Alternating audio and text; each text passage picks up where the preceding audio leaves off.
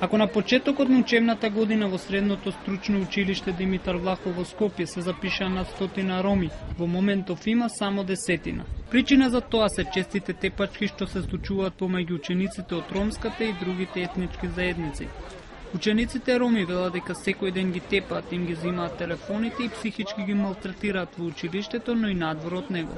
Тие обвинуваат дека обезбедувањето не превзема никакви мерки да ги заштити, но ако ги заштити, тоа го прават само во рамките на училиштето. Директорот на училиштето вели дека тепачките се случуваат надвор од училишниот двор и тоа помеѓу деца кои не учат во Димитар Влахов.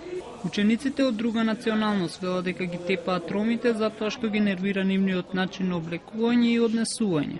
Порано училиштето беше женски затвор со строга контрола, а и денес не изгледа ништо подобро, бидејќи децата се чувствуваат сигурни само кога е присутно обезбедувањето, обвинуваат родителите.